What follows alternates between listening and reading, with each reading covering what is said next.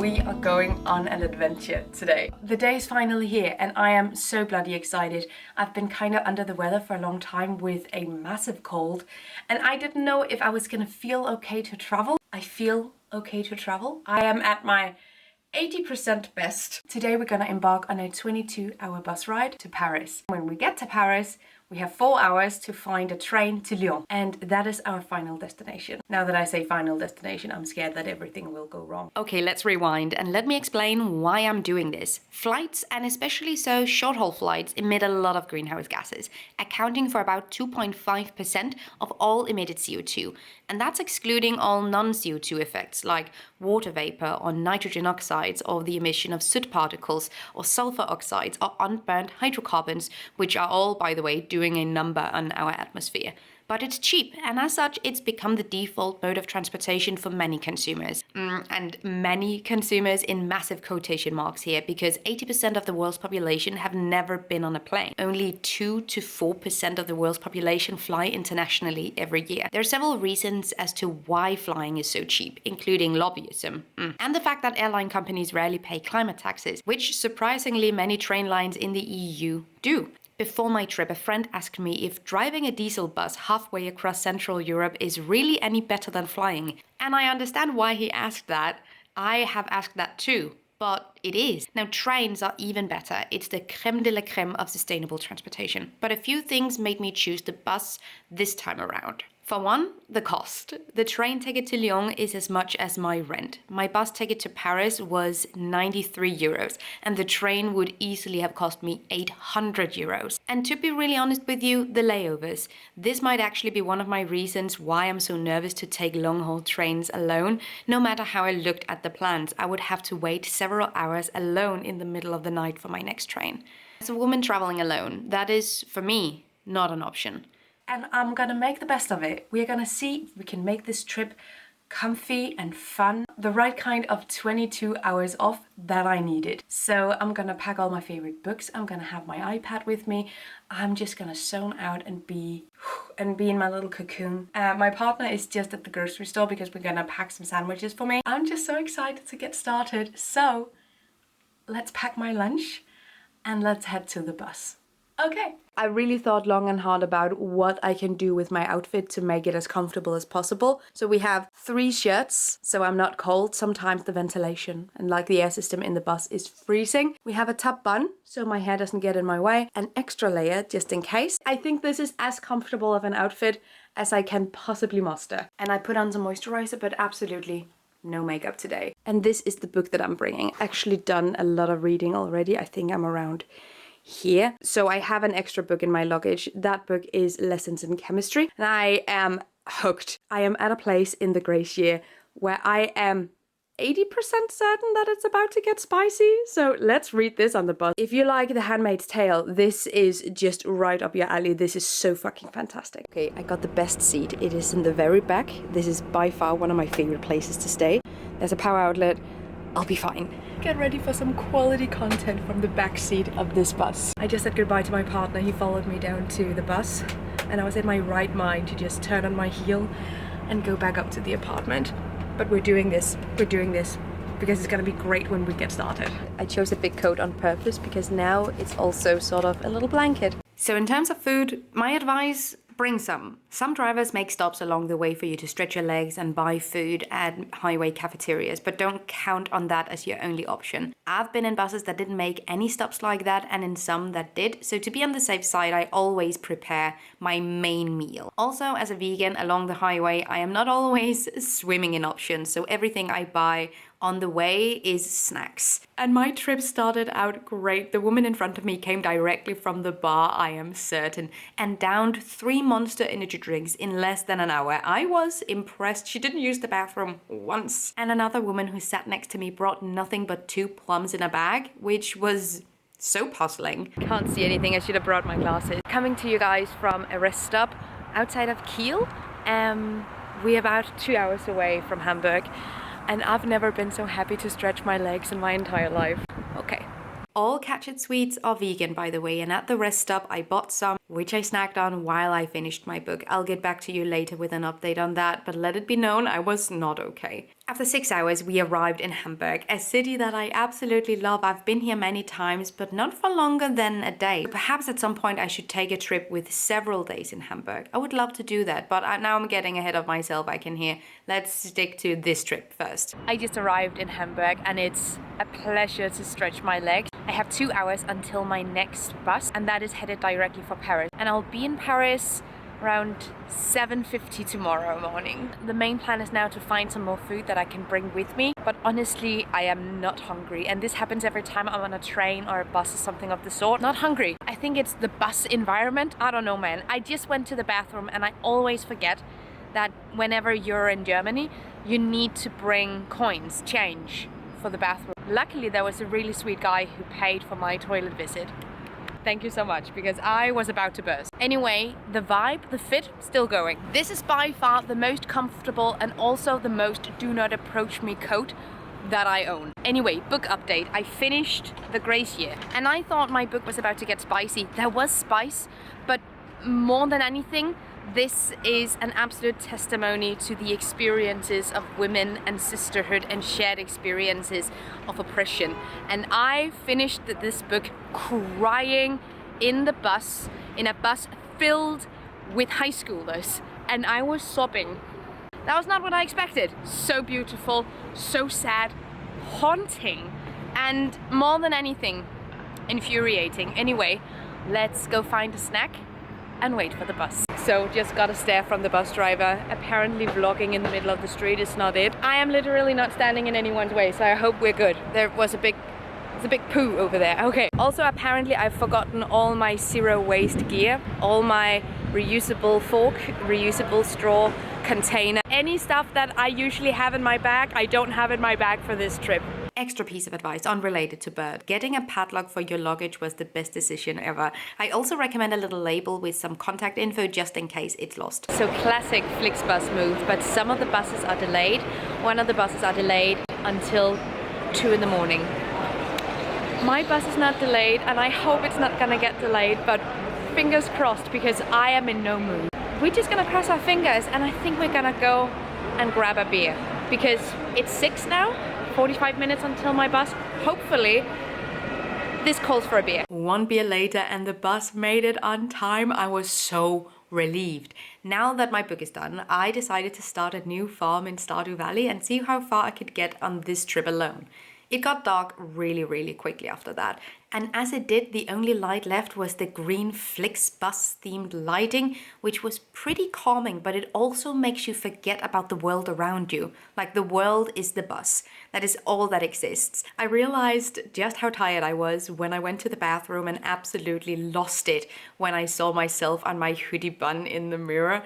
Like, this reaction is just pure overstimulation, tiredness, and being stuck in the same position for so long. First I slept for 1.5 hours, then I was awake for maybe an hour or so, and then I think I slept from 1 in the morning to 6, but I didn't manage any quality sleep, obviously. Do remember dreaming about a housewarming party and what food I would cook for it though. Yeah, very exciting dreams for sure. When we reached Paris, the sun was coming up, and this part of the trip was surprisingly nice and very peaceful, considering we were stuck in morning traffic. I made it to Paris. It doesn't look like Paris a whole lot. Yes, I have toothpaste all over my face. No, I don't realize it's there. Yes, it will stay there for the duration of this clip, and it truly shows how tired I must have been here. Let this be a witness to my mental state at this point. But it is. I got here around 8:30, so a little bit of a delay, but that doesn't really matter. The thing that really matters though is that I can see that there's a strike going with some of the trains, and I have a little bit of a hard time deducting whether or not that impacts my train. So I made a snappy decision, which was to book another Flixbus ticket to Lyon instead, and that leaves in an hour. So instead of having to spend 6 hours here before my train, I am just gonna take the 6-hour bus ride instead of the 1.5-hour train ride. Anyway, I just went to a cafe to change my clothes, to brush my teeth. I feel like a human being again. Changing your clothes, changing your underwear on a long journey like this is absolutely unmatched. Anyway, I thought I wanted a coffee, but they didn't have any plant milk. They didn't have oat, almond, or maybe just didn't understand. Anyway, I ordered orange juice instead and was brought the biggest glass of lemon juice. Make it make sense. I'm gonna see if I can find the bus and we're gonna head to Lyon. I don't know if it was a good idea not to take the bus now, but we're doing it. I think it might be obvious from this video so far, but I have quite a bit of travel anxiety, which is tragic for someone who travels as much as I do. But I had a really good feeling about getting on the bus instead of waiting for the train. I don't know if it was because the bus felt familiar at this point or what it was, but my whole body sank into that seat. Like I was finally relaxing, releasing my tension. I was so happy I made that call, and this trip went by so quickly. I didn't even sleep or anything, I just vibed. I didn't bring food though, because it was so last minute. So I had some peanuts and a soda from Denmark that I'd forgotten about, and then the driver played the radio on a somewhat high volume, and I sat right behind him, so I got the whole playlist.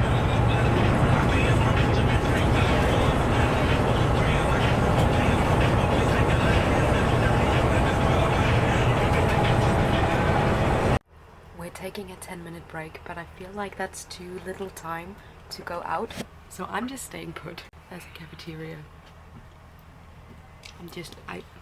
I'm not gonna... If you'll allow me to be philosophical for a second, time is a resource that we have become really cheap with. We don't want to spend time on anything. This is a bold statement, and you're probably wondering where I'm going with this, but hang on.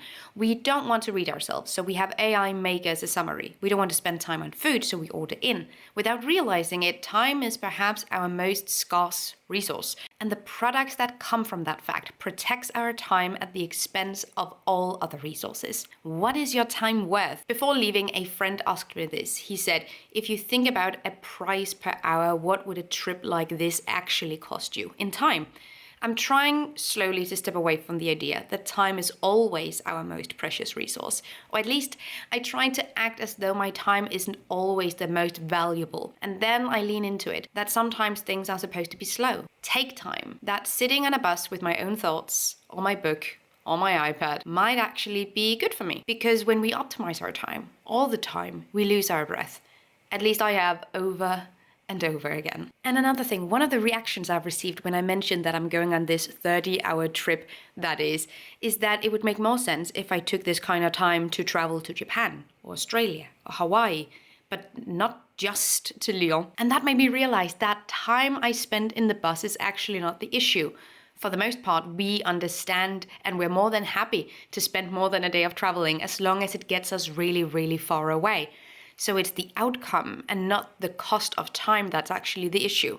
And for me as well, because I recognize these thoughts so much, that time is currency and spending it on France feels cheap. Not that France is cheap, France is beautiful. Are you going with my metaphor? We have deadlines and jobs, and sometimes the slow route isn't in the cards for us. I get that too. I have that too. Often I have to accept this myself. So this isn't to say that we can't ever take the fast route, the convenient option. It's to have a conversation about how we can see value in the slow path as well, and choose that whenever we have the option to. Fucking finally! I finally got to my hotel room and looked myself in the mirror, and I am shocked at how tired I look. It is, as they say, all part of the journey. Now I'm living in an apartment hotel, which means that I have my own kitchen. So I'm gonna do a little quick grocery shop now, just to have some essentials for breakfast. I think I'm gonna order some food because I am in no mood for cooking. Honest to God, I am really happy with my decision to book another Flixbus instead of waiting 6 hours. 4 hours? 4 hours, yeah. Instead of waiting 4 hours for the train that might come, might not. But I was able to get a refund on my ticket, so that was fantastic. I did not expect to get a refund when I made other plans the same day. But fantastic, I'm happy about it. I do have a train ticket for the way home though. I thought that I was going to be able to just relax. And honestly, I did relax on the last stretch here, but the stretch from Hamburg to Paris was a little bit stressful, not gonna lie. It's also the sleeping in the bus thing, that's also an issue. And I have been to many a train station, I've been to many a bus station, but the Bercy station in Paris was so chaotic, it drained whatever life force and energy that was left in me going off that bus. It was completely gone. I was in straight up survival mode, and I feel better. I feel better now. I'm glad to end the day on this note. Now, more than anything, I just want to explore my neighborhood a little bit, but I am so tired. I bought soap for a little bubble bath. I feel like that is more than anything what I need. We're gonna find some vegan takeout. We're gonna get in our little bubble bath. And when I say little, it is not a full bath, but it's just enough and we'll make it work. Check this out. I believe this is completely adequate for a shower bathtub experience. I'll squeeze. Turns out I live on the same street as 3 bio supermarkets that tend to gravitate towards products with organic ingredients, plant-based stuff, bulk, which I was very excited to see. And I got a few things for the fridge and also just for snacking. We got a soy yogurt with passion fruit. Got an apple for it as well, so I can make a little bowl. I love marzipan like nobody's business. Got these small treats, these look nice. Got a little cider with pear. Got some crisps with vinegar. Then a little oat coffee, also for the fridge. I'm excited. Okay, can you tell? And a soy-based sausage. High in protein. Woohoo! Big chorizo style. Okay, and my food is on its way. Go team. Here's my poke bowl. It came super quickly. I think it 15 minutes tops, which is fantastic. Some vegetables. There are spicy rice underneath, and then it's just drenched in this spicy tangy sauce. Let's eat this in the tub.